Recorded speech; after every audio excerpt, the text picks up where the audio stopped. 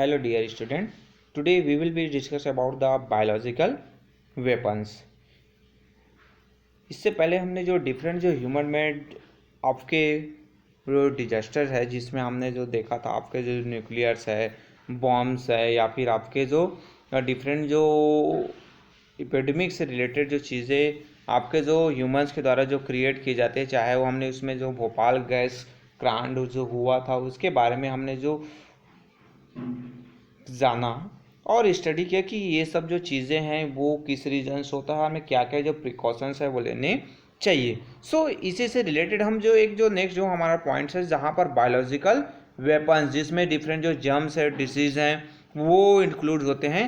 So biological weapons are also now as the poor man's nuclear bombs, यानी जो पोर जो mains nuclear bombs की बात किया गया जिसमें जो बायोलॉजिकल एजेंट्स लाइक एंथ्रैक्स और virus causing epidemic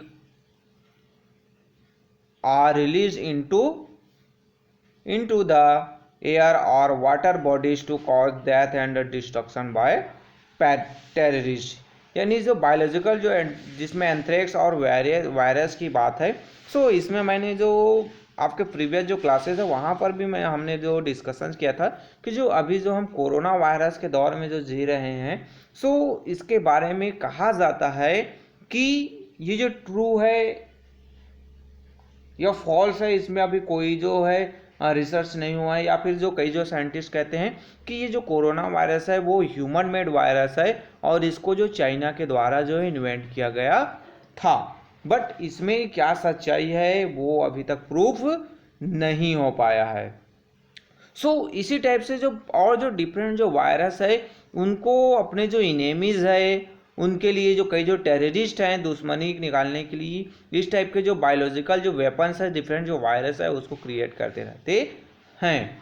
this weapons can be manufactured are clustered at a cheap cost and can be used without technical devices. यानी ये जो बहुत ही चीप कास्ट यानी सस्ते दरों पर इस टाइप के जो वायरस है उसका निर्माण कर लिया जाता है और इसमें कोई जो टेक्निकल जो डिवाइस है उसका यूज़ करने की ज़रूरत नहीं होता है।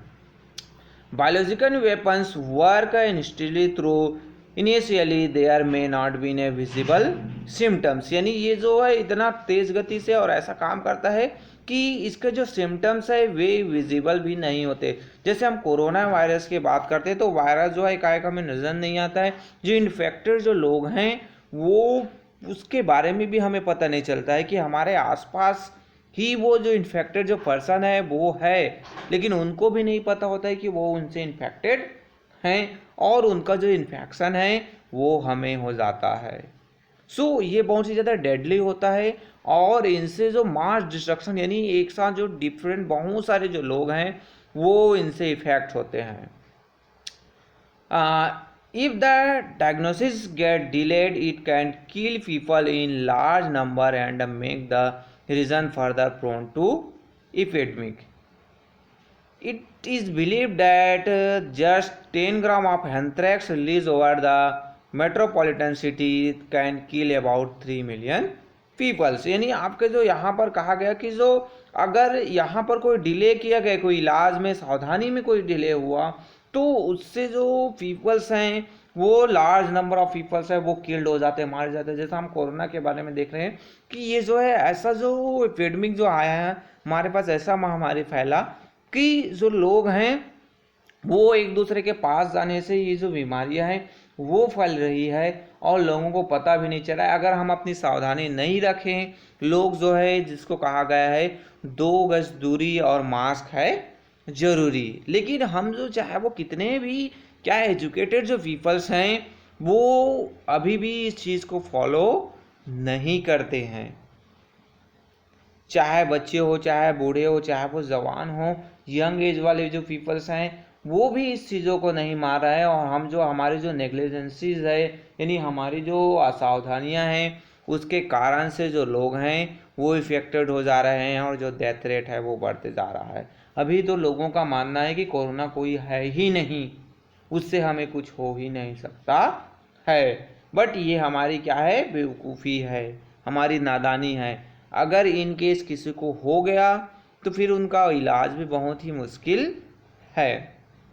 सो हमें सावधानी बरतनी है, निश्चित दूरी बनाए रखनी है, मास्क का यूज़ करना है, देन आपको सैनिटाइज़र भी यूज़ करने हैं। सो यहाँ पर एग्जांपल बताया गया कि एंथ्रेक्स जो एक टाइप का जो बायोलॉजिकल जो वेपन्स है, उसको अगर 10 ग्राम उसको भी आप रिलीज कर देते हैं कोई जो मेट्रोपॉलिटन सिटीज़ है वहाँ पर, तो उससे मिलियंस जो पीपल्स हैं वो डाइड हो जाएंगे उसके इफेक्ट्स के कारण से।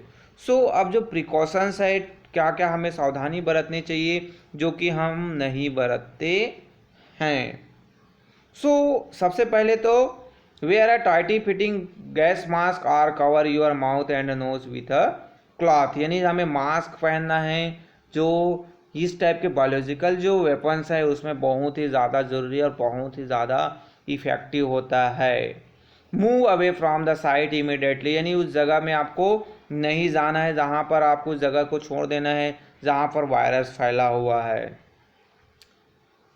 इन्फॉर्म गवर्नमेंट एजेंसीज, यानी गवर्नमेंट एजेंसीज है, हेल्थ डिपार्टमेंट है, उनको इन्फॉर्म करना है, आपको पता चलता है तो। Then follow instruction of local authorities, यानी कोई भी जो गवर्नमेंट अथॉरिटीज़ है, लोकल अथॉरिटीज़, वहाँ के द्वारा इंस्ट्रक्शन दिया जा रहा है, आपको एक साथ इकट्ठा नहीं होना है, भीड़ नहीं लगाना है, जो आपको कहा जाता है उसको आपको फॉलो करना है। Then seek medical attention without wasting time, हमें क्या करना है, मेडिकल अटेंशन लेना है, मेडिकल इलाज करवाना है। हम तो सोचते हैं कि हमें कुछ नहीं हुआ है, जैसे कहा जाता है कि कोरोना का सिम्टम है, क्या है, सर्दी खांसी सर दर्द है, आपके गले में खराश है, सांस लेने में तकलीफ है। हम समझते हैं हमें कुछ नहीं हुआ है, बट हमें क्या हो गया है, बीमारी हो गया, हम उनसे इन्फेक्टेड हो गए हैं। हमें अपना चेकअप करवाना चाहिए, चाहे वो नॉर्मल फीवर भी हो सकता है, नॉर्मल वायरल फीवर हो सकता है, या फिर वो जो वायरस फैला है वो भी हो सकता है। हमें प्रिकॉशंस लेने चाहिए ताकि जो क्या हो, हम सावधानी बरत सके और जो हमारा हेल्थ है वो सुरक्षित रह सके। देन नेक्स्ट आता है, ये तो हमारे हुए क्या, हम इसकी बात कर रहे हैं, ये हमारा बायोलॉजिकल वेपन। देन आपका नेक्स्ट आता है एक्सीडेंट, ये भी एक जो ह्यूमन मेड जो एक बहुत बड़ा डिजास्टर है। अभी को दौर में देखें तो एक्सीडेंट सबसे क्रिटिकल जो केसेस में हम जो देखें, बहुत सारे जो केसेस हैं हमें एक्सीडेंट्स के सुनने को मिलते हैं। So each day hundreds of people died in our country due to road, air and rail accidents. Most of these accidents are caused due to human negligence. There is a loss of life and property due to fire, collapse of buildings and bridges because of faulty construction, etc. Means ये जो accident होता है, इसमें हम जो motor गाड़ियों में जो व्हीकल्स में या फिर एयर्स है या फिर रेलवे जो एक्सीडेंट होता है उसी को हम इसमें शामिल नहीं करते हैं। यहाँ पर जो आपके जो कई और ऐसे जो एक्सीडेंट हो जाते हैं जिससे लोगों का जो डेथ है, प्रॉपर्टी का जो है वो नुकसान होता है। जैसे आपका फायर, कहीं पर फायर लग गया, आग लग गया, कोई बिल्डिंग्स है कोलैप्स हो गए, बिल्डिंगें गिर गई, ब्रिजेज हैं, पुलिस हैं वो टूट गए।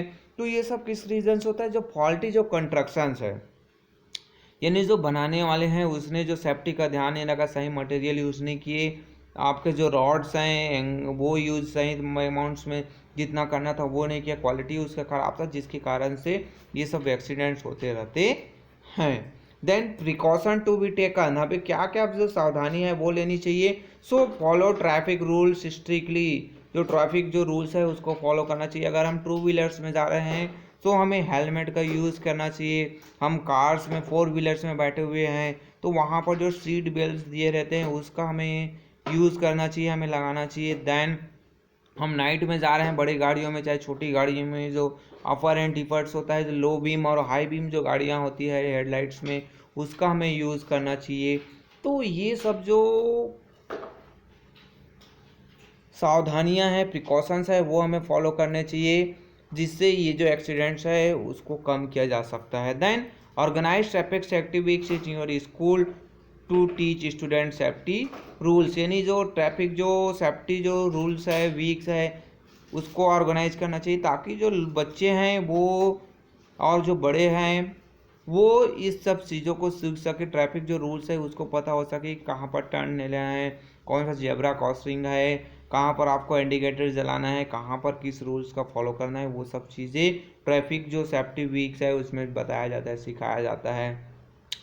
Then inform police station and fire station about the accident, यानी जो कहीं पर भी एक्सीडेंट हो गया तो वहाँ पर पुलिस स्टेशन और जो फायर स्टेशन है उसको इन्फॉर्म करना है।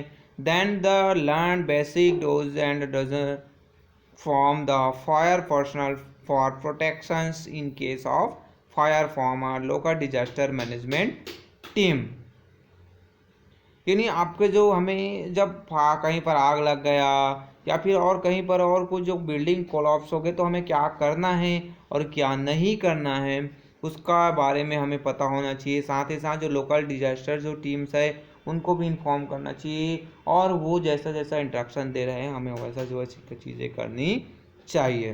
देन लास्ट जो पॉइंट आता है कि जो government help government agencies in such situation, आपको गवर्नमेंट जो भी आपके जो डिजास्टर मैनेजमेंट की जो टीम आई हैं, गवर्नमेंट डिपार्टमेंट से जो टीम आई हैं उनका हेल्प करना चाहिए, ताकि जो काम है, जो वर्क है, जो लोगों के भलाई के लिए जो वर्क किया जा रहा है वो उसको जितना जल्दी हो सके उतना जल्दी किया जा सके।